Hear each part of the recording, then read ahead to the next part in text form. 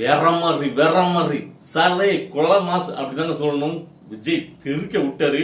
அதாவது தமிழ்நாட்டில் உள்ள ஒவ்வொரு நெசவாளர்களும் விவசாயிகளும் கவர்மெண்ட் ஸ்டாஃப் காவலர்களும் ஒட்டுமொத்த மக்களோட மனசுலையும் பாலா வாத்துட்டாருங்க மனசு. அந்த அளவுக்கு திட்டங்களை அறிவிச்சிருக்காரு. அதாவது இப்ப நான் அந்த வீடியோக்குள்ள போறதுக்கு முன்னாடி சொல்றேன், இதுவரைக்கும் விஜய் அவர்கள் இந்த தேர்தலில் ஒரு லெவல்ல அவர் வந்து பாத்தீங்கன்னா இடங்களை எப்படி ஜெயிப்பார் அப்படின்னு ஒரு கணிப்பு இருக்கும்ல, அதை இன்னைக்கு அறிவிச்ச அவர் திட்டங்கள் மூலமாக இதுக்கு போன இதுல சொல்றேன், இதெல்லாம் கம்பேர் பண்ணி இன்னைக்கு அவர் பேசுறதுக்கு அப்புறம் இங்க இருந்தது இப்படி ஆயிடுச்சு. சோ எனக்கே அப்படின்னா சாதாரணமாக நடுநிலைமையாகும் விஜய் அவர்களுக்கு வந்து ஓட்டு போடலாமா வேண்டாமான்னு யோசிச்சவங்க கூட இன்னைக்கு முடிவு பண்ணியிருப்பாங்க விஜய்க்கு தாங்க ஓட்டு போடணும் அப்படின்ட்டு. அந்த அளவுக்கு ஒரு நலத்திட்டங்களை அறிவிச்சிருக்காரு. மாஸ் பண்ணிட்டார் மனசன். சரி, ஓகே, இன்னைக்கு வீடியோக்குள்ள போயிடலாம். அதாவது கோவை மாவட்டத்தில் திருப்பூர்ல விஜய் அவர்கள் கேம்பெயின் பண்ண போறாரு. இன்னைக்கு காலையில என்ன சொல்லியிருந்தேன், ஸோ அதை பத்தி பேசணும்ட்டு.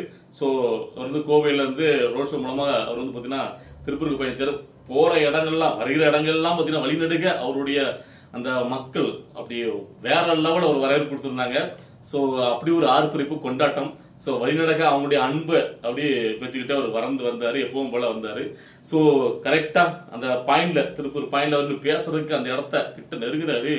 அங்க இருக்கிற மக்களை பார்த்துட்டு ஒரு நிமிஷம் மனசு ஆடி போயிருப்பாரு, ஷேக் ஆயிருப்பாரு, பாட்டப்பட்டிருப்பாரு. உண்மையிலே அந்த படப்படப்பு நம்மளுக்கே வருது, அவருக்கு வராமலையா. அந்த சம்பவத்தை நேர்ல அனுபவிச்ச மனுஷன். எந்த சம்பவத்தை?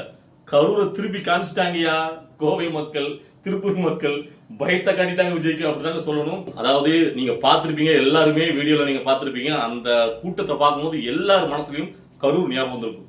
அப்படி ஒரு கூட்டங்க. அதே மாதிரி அதாவது அப்படியே அந்த கொஞ்சம் ஷேக்னஸ் மட்டும் தான் அதிகமா கரூர்ல இருந்த மாதிரி இல்ல, ஆனா கொஞ்சம் தள்ளுமுள்ள வர மாதிரி இருக்கு. அவர் ஏறின உடனே விஜய் அவர்கள் அந்த வண்டி மேல் நின்றுட்டு அவர் பேசுறதுக்கு முன்னாடி முதல் இடத்த சொல்றாரு, ஆல் வெல்தர் எல்லாரும் நல்லா இருக்கீங்களா, ஒன்னும் பிரச்சனை இல்லை, நான் பேசலாமா, 5 நிமிஷம் தான் நான் பேசிட்டு போயிடுறேன், எல்லாரும் அப்படியே நில்லுங்க, யாரும் இதுக்கப்புறம் வராதிங்க, முன்னாடி தள்ளிட்டு வராதிங்க, அப்படியே நில்லுங்க, 5 நிமிஷம் நான் பேசிட்டு போறேன். திரும்ப கேட்கிறாரு. ஏன்னா அவருக்கு அன்னைக்கு நடந்த விஷயம் கண் முன்னாடி வந்துட்டு போயிருக்கும். அந்த படபடப்பு பட்டம் பேசும்போதே அவர் ஒரு படபடப்படம் தான் பேசுறாரு. சரி, அதுக்கப்புறம் சொல்றாரு, எடுத்த உடனே நீ நெஞ்சில் குடியிருக்கும் கொங்கு மண்டல தங்கங்களே, திருப்பூர் மக்கங்களே அப்படின்னு ஆரம்பிக்காரு. ஸோ செமையா இருந்துச்சு. எடுத்த உடனே வந்து பாத்தீங்கன்னா, அதாவது ஃபர்ஸ்ட் அங்க வந்து திருப்பூர்ல வந்து பாத்தீங்கன்னா நெசவாளர் மக்கள் தானே அதிகம், அந்த உற்பத்தி அதுல வேலை பார்க்கறவங்க தானே. ஸோ அந்த நெசவாளர் மக்களுக்கான திட்டங்களை முதல்ல சொல்ல ஆரம்பிக்கிறார். அதுக்கு முன்னாடி ஒன்று சொல்றாரு, டே ஆஃப்டர் டுமாரோ 16ஆம் தேதி வந்து பாத்தீங்கன்னா நம்மளுடைய தேர்தல் அறிக்கை புக்கை வெளியிடுவோம், அதுக்கு முன்னாடி முக்கியமான சில திட்டங்களை இங்க நான் சொல்லிடுறேன் அப்படின்னு சொல்லிட்டு ஆரம்பிக்காரு. நெசவாளர்களுக்காக ஃபர்ஸ்ட், அதாவது நெசவாளர்கள் தங்களுடைய உற்பத்தியை உலகளாவிய அளவுல அவங்க விற்பனை செய்வதற்கு அரசு வந்து பாத்தீங்கன்னா இ-காமர்ஸ் அப்படின்ட்டு மூலமாக நாங்க ஒரு அமைச்சு கொடுக்க போறோம், அது பிராண்டு, அது மூலமா நீங்க வந்து விற்பனை செய்யலாம் அப்படின்னு சொல்றாரு. அதே மாதிரி முக்கியமான நகரங்கள்ல ஷோரூம், அதாவது நெசவு அந்த தொழில் உற்பத்தி வந்து பாத்தீங்கன்னா நீங்க விற்பனை செய்வதற்கு அமைக்கப்படும் ஷோரூம் அப்படிங்கிறாரு. சூப்பர். அதுக்கப்புறம் வந்து பாத்தீங்கன்னா கைத்தறி வைத்துள்ள நெசவாளர்களுக்கும் விசைத்தறி வைத்து தொழில் பண்ணக்கூடிய நெசவாளர்களுக்கும் அவங்களுடைய வங்கி கணக்குல ஆண்டுக்கு 30,000 ரூபாய், அதாவது அவங்களுடைய செலவினங்களை குறைக்கிற நூல் விலை இதெல்லாம் பாத்தீங்கன்னா அது ஒரு குறிப்பிட்ட ஒரு விலைக்குள்ள வரமாட்டேங்கல, மாறி வந்து விலையேற்றம் இருக்கிறதுனால அவங்களுக்கு அந்த சுமையை சமாளிக்கிறதுக்காக 30,000 ரூபாய் அவங்களுடைய வங்கி கணக்குல ஆண்டுக்கு ஒரு தடவை அவங்க செலுத்தப்படும் நேரடியாக அப்படி சொல்றாரு. உண்மையிலே இது வந்து பாத்தீங்கன்னா அவங்களுக்கு ரொம்ப ஒரு பயனுள்ளதாக இருக்கும். ஏன்னு கேட்டீங்கன்னா இப்ப இந்த ஈரான் போர்ஸ் அண்டையில பாத்தீங்கன்னா நூல் விலைலாம் ஏறி போச்சு. ஸோ ஒரு கட்டுக்குள்ள வரல, அவங்களுக்கு அது வந்து பாத்தீங்கன்னா கட்டுப்படியாகாம இருக்கும். அதனால அவங்களுக்கு 30,000 ரூபாய் ஆண்டு கொடுக்கன்னு சொல்லியிருக்காரு. அதுக்கப்புறம் பாத்தீங்கன்னா இந்த இலவசமா மின்சாரம் கொடுக்கறது பாத்தீங்கன்னா கைத்தறி வைத்துள்ள நெசவாளருக்கு 500 யூனிட் இலவசம், விசைத்தறி வைத்துள்ளவங்களுக்கு 1500 யூனிட் இலவசம் அப்படின்னு இருக்காரு. அதே மாதிரி இந்த 10 லட்சம் ரூபாய் ஆயுள் காப்பீடுக்காக அந்த விசைத்தறி கைத்தறி வைத்துள்ள நெசவாளர் அந்த தொழில் பண்றவங்களுக்கு 10 லட்சம் ரூபாய் ஆயுள் காப்பீடு வழங்கப்பட்டு சொல்லியிருக்காரு. அதே மாதிரி நெசவாளர்கள் ஓய்வூதியம் இருக்குல்ல, அது வந்து பாத்தீங்கன்னா அந்த வயதானவங்களுக்கு ஓய்வூதியம் கொடுக்கறது பாத்தீங்கன்னா 3000 ரூபாயாக அதிகரிக்கப்படும் மாசம் அப்படின்னு சொல்லியிருக்காரு. சோ இப்படி நெசவாளர்களுடைய நெஞ்சில பாலா பேசிட்டாரியா அப்படிதான் நம்ம சொல்லணும். அதுக்கப்புறம் பாத்தீங்கன்னா இந்த MSME இருக்குல்ல, அது சிறு குறு தொழில் பண்ணக்கூடியவங்க, இது வந்து பாத்தீங்கன்னா இதுலயே தமிழ்நாடு தான் முதலிடத்துல இருக்கு அப்படின்னு நமக்கு தெரியும். அதுல இன்னொரு பேரையும் வாங்கி கொடுத்தாரு திமுக அரசு, அதாவது ஸ்டாலின் அரசு. என்ன கேட்டீங்கன்னா நிறைய MSE சிறு குறு தொழில மூட வச்ச பெருமையும் தமிழ்நாட்டுக்கு 2வது இடத்தை கொடுத்துட்டாங்க. சோ அதனால நாம வந்து பாத்தீங்கன்னா அவங்களுக்கு திரும்ப அந்த தொழில் தொடங்குறதுக்கு 15,000 ரூபாய் ஸ்டேட் கிரெடிட் அக்கௌண்ட்ல நம்ம வச்சிருப்போம் அப்படிங்கிறாரு. அது வந்து மூலமாக வந்து சிறு தொழில் தொடங்குறதுக்கு அதுக்கு உண்டான வழிவகையில செஞ்சு கொடுப்போம் அப்படிங்கறத அந்த இது. அதுக்கப்புறம் பாத்தீங்கன்னா MSME வந்து பாத்தீங்கன்னா இப்போ வந்து அவங்களுக்கு பெருசா ஒரு பாதிப்படையக்கூடியது என்னன்னு கேட்டீங்கன்னா அதாவது இந்த பீக் ஹவர்ஸ்ல ஒரு மின்சார கட்டணம் ஒன்று வைப்பாங்க. அதாவது சாதாரணமா மின்சாரம் வந்து பாத்தீங்கன்னா இத்தனை யூனிட் இவ்வளோ அப்படின்னு ஒன்று இருக்கும். ஆனா பீக் ஹவர்ஸ் வந்து பாத்தீங்கன்னா அதிகமா பிடிப்பாங்க. சோ நம்முடைய டிவி காட்சி வந்ததுக்கு அப்புறம் எம்எஸ்எம்இக்கு இந்த பீக் ஹவர்ஸ்ல ஒரு மின்சாரம் கொடுக்கலாம், அது இருக்கவே இருக்காது, அதை நாங்க ரத்து பண்ணிடுவோம் அப்படிங்கிறது. பீக் ஹவர்ஸ்ல எக்ஸ்ட்ராவா இருக்கிற அந்த மின்சார கட்டணங்கிறது இருக்கவே இருக்காதுங்காரு. இது நிறைய சிறு குறு விவசாயிகளுக்கு பெரிய ஒரு பயனா இருக்குங்க உண்மையிலேயே. ஏன்னா அந்த மின்சார கட்டணங்கிறது இந்த பீக் ஹவர்ஸ்ல அதிகமா போடுறதுனாலதான் அவங்களால சமாளிக்க முடியல. அதே மாதிரி மின்சார கட்டணங்கள் வந்து பாத்தீங்கன்னா ஒரு வரையறைக்குள்ள நாங்க கொண்டு வந்துருவோம், அது வந்து தீரானுங்க பரிசீலனை பண்ணதுக்கு அப்புறம் அதை செயல் அமல்படுத்துறோம் அப்படிங்கிறாரு. எடுத்த உடனே சும்மா வந்து பாத்தீங்கன்னா நாங்க உடனே ஒரு மாசத்துக்கு ஒரு தடவை நாங்க அந்த மின்சார கட்டுற மாதிரி வைப்போம் அப்படி எந்த ஒரு விட்டாலும் விடல. அவர் வந்து அது வந்து தீர விசாரிச்சு நாங்க அதுக்கப்புறம் கொஞ்சம் யோசிச்சு நாங்க அந்த முடிவு எடுத்துக்கிறோம், எவ்வளவு ரூபாய் தீர்மானிக்கிறது அது எப்படிங்கிறது அப்படின்னு சொல்லியிருக்காரு. அதுக்கப்புறம் பாத்தீங்கன்னா விவசாயிகள், அதாவது நம்மளை வாழ வைத்துக் கொண்டிருக்கக்கூடிய விவசாய மக்களுக்கான நலத்திட்டங்கள் அப்படின்னு சொல்லி ஆரம்பிக்காரு. எடுத்த உடனே பாத்தீங்கன்னா விவசாயிகளுக்கு அதாவது பயிர்க்கடன் இருக்குல்ல, அது வந்து பாத்தீங்கன்னா 5 ஏக்கருக்கு கீழே உள்ளவங்களுக்கு ஃபுல்லாவே, அதாவது அந்த வேளாண் வங்கிகளை வச்சிருப்பாங்கல்ல, அந்த வங்கி கடன்ல வந்து பாத்தீங்கன்னா ஃபுல்லா நாங்க ரத்து பண்றோம், 5 ஏக்கருக்கு மேல உள்ளவங்களுக்கு பாதியா நாங்க ரத்து பண்றோம் அப்படிங்கிறாரு. சோ விவசாய பயிர்க்கடனை ரத்து பண்றது. அப்புறம் பாத்தீங்கன்னா விவசாயிகளுக்கு நெல் குவிண்டாலுக்கு அப்புறம் கரும்பு கியூலுக்கு அப்படின்னு சொல்லிட்டு சில இதெல்லாம் எனக்கு மறந்து போச்சு. அடுத்த கவர்மெண்ட் ஸ்டாஃப் வர ஏன்னா நிறைய திட்டங்கள் சொல்றாரா, அதில் நமக்கு ஒன்று விட்டு போயிருது. ஹைலைட்டா உள்ளது மட்டும் நான் சொல்றேன். ரொம்ப நம்மளுக்கு ரசிச்சு பிடிச்சு போனா இந்த மாதிரி திட்டங்கள் அவர் கொடுத்ததுல ரொம்ப வரவேற்பா உள்ளது. கவர்மெண்ட் ஸ்டாஃப்க்கு வந்து பாத்தீங்கன்னா, அதாவது இப்போ வந்து பாத்தீங்கன்னா ஒரு 5 வருஷத்துக்கு மேலாக அந்த கவர்மெண்ட் வேலையில தற்காலிகமா பணி புரிஞ்சிட்டு இருப்பாங்க. இப்போ கூட போராட்டம் பண்ணாங்கல்ல டீச்சர்ஸ், செவிலியர்கள், ஸோ இவங்க எல்லாத்தையும் பாத்தீங்கன்னா பணி நிரந்தரம் செய்யப்படும் போட்டார் ஒரு போர்டு. கவர்மெண்ட் ஸ்டாஃப்லாம் டோட்டலா பிளாட்டு, எல்லாருடைய ஓட்டு வெற்றி விசிலுக்கு தான் வரப்போகுது. ஸோ நச்சுன்னு போட்டாரு. அதுக்கப்புறம் பாத்தீங்கன்னா இன்னொரு விஷயம் எனக்கு ரொம்ப நான் கவனிச்சு பார்த்தேன். அதாவது பழைய ஓய்வு திட்டம் இருக்குல்ல, அதை வந்து நாங்க கூர்ந்து கவனிச்சு நாங்க முடிவெடுக்கோம் அப்படின்னு இருக்கு. இப்போ மொத்தவங்க மாதிரி நாங்க அப்படியே கொடுக்கணும் சொல்லிட்டு அதை உள்டா வேலை பார்க்காம அதை கூர்ந்து கவனிச்சுட்டு பண்றேன் அப்படின்னு சொல்லியிருக்காரு. உண்மையிலேயே யோசிச்சு பண்றாருங்கிறத இதுல நான் புரிஞ்சுக்கிறேன். விஜய் அவர்ல எடுத்தா ஒருத்தன் ஒரு விஷயத்தை அறிவிக்காம. அதுக்கப்புறம் பாத்தீங்கன்னா அதே மாதிரி பணியிட மாற்றம் பண்றதுக்கு, அதுக்கப்புறம் பாத்தீங்கன்னா ஒரு ப்ரொமோஷன் வாங்கினா நல்லா கல்லா கட்டுவாங்களா, அந்த மாதிரி எதுவுமே இருக்காது. பணம்லாம் எந்த ஒரு இதுவும் இருக்கக்கூடாது. முறைப்படி கால அந்த இடமா ஏற்ப அதாவது ஒரு கால வரையறைக்குள்ள தானே பணியிட மாற்றம் பண்ணுவாங்க, அதை முறைப்படி நான் செயல்படுத்துவேன் அப்படிங்கிறாரு. ப்ரொமோஷனுக்கு எந்த வித பணமும் இங்க வாங்கப்படக்கூடாது, அது ரொம்ப கடுமையா நான் வந்து அதை எதிர்ப்பேன் அப்படிங்கிறத கரெக்டா சொல்லிக்கிறாரு. அதாவது இந்த கவர்மெண்ட் ஸ்டாஃப் இதை அறிவிச்சாலே பயங்கரமா அவங்களுக்கு ஒரு சந்தோஷத்தை கொடுத்துருக்கும். ஏன்னா நாமளே பார்த்திருக்கோம் நிறைய இடங்கள்ல, அதாவது ஒரு எம்பி இருக்காரு, எம்எல்ஏ இருக்காருன்னு அவங்க மூலியமா ப்ரொமோஷனுக்கு கவர்மெண்ட் ஸ்டாஃப் என் மருமக இங்க வேலை பார்க்காங்க, என் மருமக இங்க வேலை பார்க்க, மேரேஜ் ஆயிடுச்சு, இவங்களுக்கு இங்க இருந்து ப்ரொமோஷன் பார்த்துன்னு சொல்லி லட்சக்கணக்கில் பணத்தை கொடுத்து ப்ரொமோஷன் வாங்கிட்டு மாறுவாங்க. ஸோ இது வந்து பெரிய ஒரு பிரச்சனையா இப்போ இவங்க ப்ரொமோஷன் வாங்கிட்டு அங்க காலத்துக்கு வேற இடத்துல போடணும். ஸோ இது வந்து பாத்தீங்கன்னா பணத்தை வாங்கிட்டு நிறைய நடக்கு. அதை வந்து கரெக்டா அடிச்சாரு பாருங்க மனுஷன். இந்த பணத்தால இந்த இதெல்லாம் இருக்கக்கூடாது, கரெக்டா அந்த கால வரையறுப்பதான் சட்டப்படி நடக்கணும் அப்படின்னு சொல்லி அடிச்சிருக்காரு. ஸோ இவருக்கு தான் நீங்க வந்து பாத்தீங்கன்னா அரசியல் தெரியல அப்படிங்க. இதை வந்து சொன்னாலும் இப்ப என்ன சொல்லுவாங்கன்னு கேட்டீங்கன்னா, இல்ல இவரு யாரோ எழுதி கொடுத்ததா பேசுவார் அப்படிமானுங்க. அவனுக்கு கடைசி கதையிட்டே கிடக்க வேண்டியதான். ஒருத்தர் செய்யணும்னு நினைச்சு அந்த திட்டத்தை அறிவிக்க இருப்பாரு, அது எவ்வளவு பெரிய விஷயம் உங்களாம் தெரிஞ்சுல, நீங்க சொல்ல வேண்டியதானே அப்படின்னு நம்ம கேட்கணும். ஏன்னா எல்லாமே பாத்தீங்கன்னா நம்முடைய அரசு எந்த எல்கைக்குள்ள நம்ம என்ன மாதிரி விஷயங்களை பண்ண முடியும், நாம் தேர்வு கட்சி சீமா சொல்ற மாதிரி கிடையாது, உருட்டா கிடையாது, நல்லா புரிஞ்சுக்கணும். அடுத்தாப்புல காவலர்களுக்கு வராரு, அதான் பெரிய ஹைலைட்டா நம்ம பார்க்க வேண்டியது. சில பாயிண்ட்லாம் பார்த்து மிரண்டேன். அதான் ஃபர்ஸ்ட் வந்து பாத்தீங்கன்னா காவலருக்கு பாத்தீங்கன்னா ஒரு ஸ்டார்டிங்லேயே 18,500 ரூபா தான் இருக்கு. அதான் குறைஞ்ச அது வந்து பாத்தீங்கன்னா வேலைக்கு உண்டான ஊதியங்கிறத நான் 25,000 நான் உயர்த்துறேன் அப்படின்னு இருக்காரு.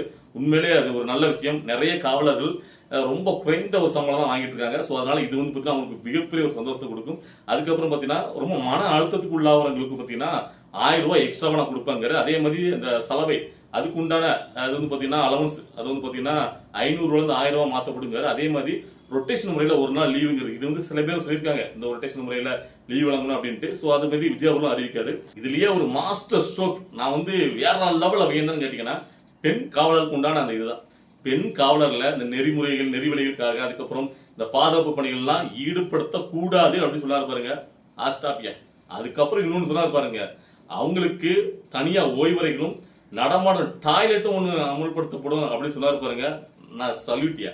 ஏன்னா இது வந்து இப்போ கூட ரீசெண்டா ஒரு படத்துல வந்து காட்டியிருப்பாங்க, ஒரு பெண் காவலருக்கு பார்த்தீங்கன்னா பாத்ரூம் போறதுக்கு முடியாம ஒரு நெடுஞ்சாலையில எவ்வளவுக்குள்ள அவதிப்படுவாங்க அப்படிங்கிற அந்த கஷ்டத்தை நம்ம கண்ணு முன்னாடியே காட்டியிருக்கும்.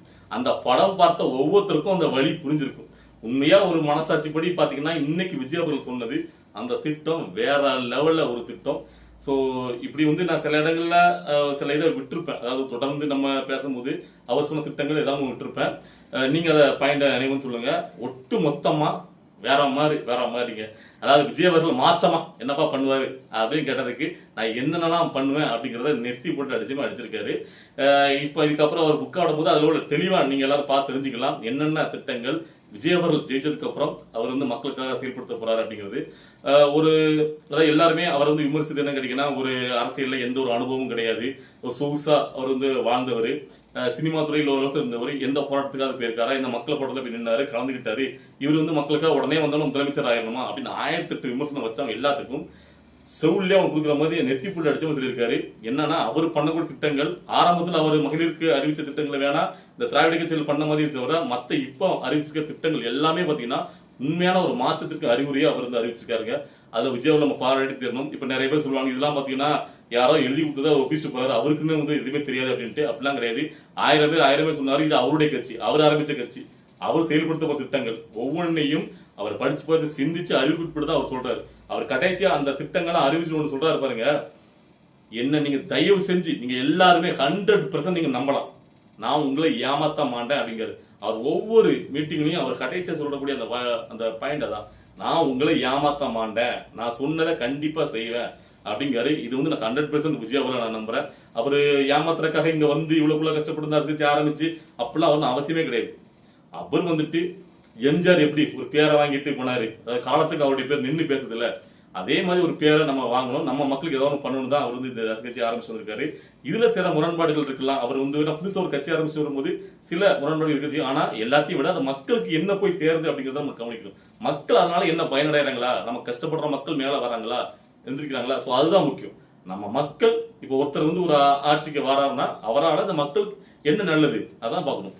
லஞ்சம் உங்களுக்கு நான் ஒரு சொட்டு, அதாவது ஒரு துளி கூட நான் பார்த்தீங்கன்னா லஞ்சம் வாங்க மாட்டேன், ஒத்த பைசா வாங்க மாட்டேன்னு சொல்றாரு. அதை உறுதி அளிக்கிறாரு. அது உண்மைதானே. அவர் பணத்தை தான் அவர் கோடியா சம்பாதிச்சாருங்க. அவர் எத்தனையோ கோடி வச்சிருக்காருங்க. அவர் இப்ப நினைச்சாலும் நீங்க சொல்றீங்களா திரிசா என்னெல்லாம பேச சொல்றாங்க. எங்கேயோ போய் ஃபாரின்ல போய் அவர் என்ஜாய் பண்ணா எவனுக்கு தெரிய போகுது, போய் சொகுசா வாழலாமல் இல்ல எனக்கு ஒரு ஃபேஷன் இருக்குங்க அப்படின்னு. ஆனா விஜய் அவருடைய ஃபேஷன் இந்த அரசியல ஒரு மனுஷன் ஃபேஷனா எடுத்து ஒருத்தர் எம்ஜிஆர் மாதிரி ஒரு ஆளை முன்னோடி எடுத்து வரானா அது எவ்வளவு பெரிய விஷயம். சோ இப்போ இவர் அறிவிச்ச திட்டங்கள் எல்லாத்தையும் மக்கள்கிட்ட கொண்டு போய் சேர்க்க வேண்டியது டிவிகே ஆதரவாளர்களும் அவங்க சப்போர்ட் பண்றவங்களும். சோ நாம கொண்டு போய் சேர்த்துட்டோம், நீங்களும் அதே மாதிரி கொண்டு போய் சேர்க்கணும். ஆனா இங்க எதிரிகள் என்ன பண்ணுவாங்க, இப்போ அவர் அறிவிச்ச திட்டங்கள்லாம் ஹைலைட்டா வரக்கூடாது இருக்காண்டி இந்த 5 பேர் மயக்கம் அடிச்சு கொண்டாங்கல்ல, அதுல ஒருத்தருக்கு இப்படி ஆயிட்டு ஒருத்தருக்கு அப்படி ஆயிட்டுன்னு சொல்லி அதை தான் பெருசு கொடுத்துவாங்க. விஜய் அவர்களோட திட்டங்கள் மக்களுடைய போய் சேரக்கூடாது, அவருக்கு பாத்தீங்கன்னா மக்கள் செலவு கூட்டிட்டு கூடாதுங்கிறதுல பயங்கரமா இருப்பாங்க. சோ அதை முறியடிச்சு அவருடைய திட்டங்கள் மக்கள்கிட்ட போய் கொண்டு போய் சேர்க்கறது ஒவ்வொரு, அதாவது விஜயோடைய ஆதரவாளர் ரசிகர்களும் சரி உங்களுடைய கையில தான் இருக்கு. ஒட்டுமொத்தமா அதாவது அவருக்கு மேல இருந்த, அதாவது பாத்தீங்கன்னா கூத்தாடி என்ன பண்ணுவோம் அப்படின்னு சொல்லி ரொம்ப நக்கலா பேசுறவங்களுக்கு எல்லாம் செருப்படி வந்து மனுஷங்க நான் என்ன பண்ணுவோங்கிற வேற லெவலில் சொல்லிட்டாரு. ஸோ இன்னைக்கு உண்மையிலே ஒட்டுமொத்தமா எல்லாத்தையும் பார்த்ததுக்கு அப்புறம் நம்மளுக்கு பாத்தீங்கன்னா ரொம்ப ஒரு சந்தோஷம். விஜய் அவர்கள் வரட்டும், வெற்றி வகை சொல்லட்டும் அப்படிதான் நானும் சொல்றேன். ஏன்னா உண்மையிலே அந்த மனுஷனால நிறைய பேருக்கு பயனடைது. அப்படி ஒரு மனுஷன் பிறந்தா வாழ்ந்தா செத்தன்னு போகாம அந்த மனுஷன் வாழ்ந்து அவன் சம்பாதிச்சு அவன் அனுபவிச்சு அதுக்கப்புறம் ஒரு 4 பேருக்கு பயனுள்ள மாதிரி ஒரு வாழ்க்கையை வாழ்றதானே வாழ்க்கை. அதானே ஒரு உயர்ந்த மனுஷன் அப்படின்னு சொல்ல முடியும். அவங்கள தானே பார்த்தீங்கன்னா பெருமையை நம்ம பாட்ட முடியும், ஒரு பெருந்தன்மையா. ஸோ இந்த மாதிரி எண்ணங்கள் நிறைய பேருக்கு வர்றது கிடையாது. ஸோ அந்த வகையில் விஜய் அவர்களோட பெரிய பெரிய வயதுல மூத்தவங்களாம் இருக்கும்போது அவங்க பண்ணாத ஒரு விஷயத்த விஜய் அவர்கள் இந்த மக்களுக்காக பண்ண நினைச்ச விஷயம் சரி, இப்போ அவர் நடந்துக்கிறதும் சரி, உண்மையிலே நமக்கு சந்தோஷம் கொடுக்கு வேற லெவல். சரியா, இன்னைக்கு இந்த வீடியோ பார்க்கும்போது உங்களுக்கு எல்லாம் என்ன தோணுச்சு, நீங்களாம் என்ன ஃபீல் பண்ணீங்க அப்படிங்கறத உங்களுடைய கருத்துக்களை கமெண்ட்ல பதிவு பண்ணுங்க. நம்ம அடுத்த கட்ட நிகழ்வுகளை பார்த்துட்டு அடுத்த கட்ட வீடியோ வரும். ஓகேவா?